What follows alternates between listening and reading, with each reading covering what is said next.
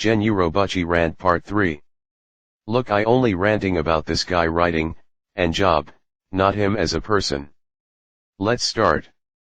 I mean no disrespect, but Gen urobuchi, the creator of Madoka, is known for his dark and gritty kind of storytelling that earned him the nickname Urobuchi. He's basically the Japanese equivalent of Mark Millar, a fellow writer also known for making dark and gritty stories that deconstruct famous genres, magical girls for Urobuchi and superheroes for Millar. Urobuchi's storytelling often comes off as pretentious, as if he's trying to say that he's smarter than the genre he's taking potshots at. I watched the Godzilla anime trilogy a few months ago and, as you would expect, it bordered on cynicism and outright misanthropy. Hell, I couldn't even bring myself to finish Aldno.0 because it was so dark and boring. The worst part about those stories is that they don't bother reconstructing what we love about those genres in the first place, and Urobuchi comes off as if he's trying to cause emotional damage to his viewers. About Fate Zero. The story can be summed up in 2 words, forced grimdark. Characters suffer and die for no apparent reason other than to make the show darker and edgier. Spoiler: why was Korea even in there? Most of these characters don't even become relevant until FSN. That Rin episode was fucking awful, it had no relevance to the plot whatsoever. As was the Kiritsugu backstory, which I thought was 2 long episodes of nothing but trash. Fate Zero, when 2 characters were talking while walking in circles. Pretentiousness red flag for me. For the love of Jesus Christ, if you have never watched anything from Fate/Stay Night franchise, under any circumstances do not watch Fate/Zero first. I'll hold an even stronger statement, don't watch it at all. I've just made this grievous mistake, because I had listened to advice given on YouTube by several self-proclaimed anime gurus. And now how pissed I am. Sheesh. Firstly, it ruined much of the experience of Fate/Stay Night. And secondly, I strongly believe Fate/Zero is crap.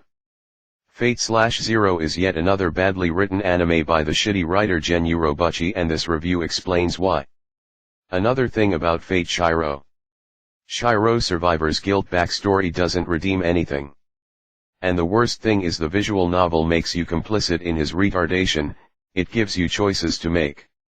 Shiro is a mess. I enjoy the concept of being made of swords and the fact that he took Kiritsugu's salvation to retarded extremes, but Nasu changes his personality all the time to suit his needs.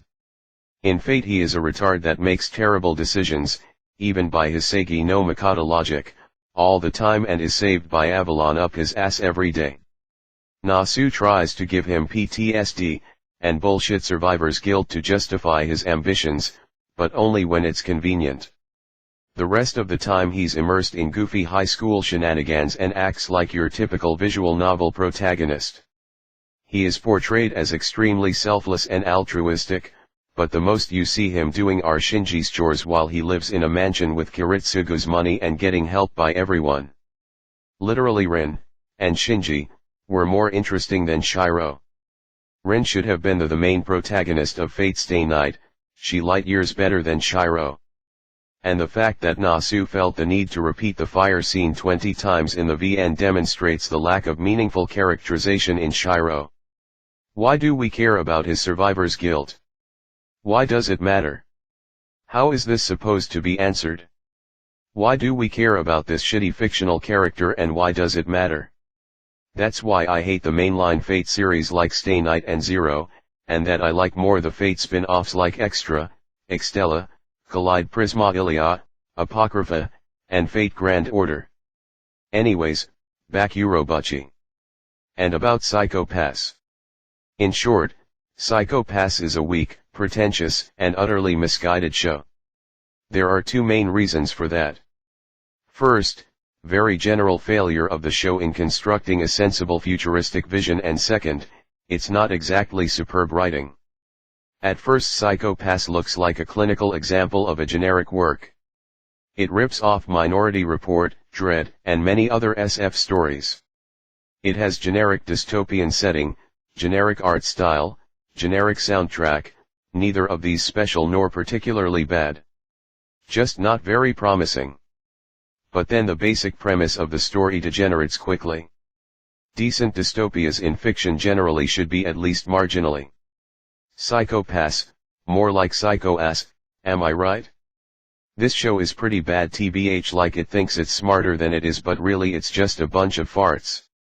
The MC has a big forehead which scared me for a bit, but eventually, I got used to it. People like to say this has one of the best anime villains of all time, but the villain is literally just a doggy shit version of Yuan from Monster. Yuan, aw man, I really wanna rewatch Monster now. What a goated anime. It seems this anime was inspired by Ghost in the Shell, but it's all goodbye.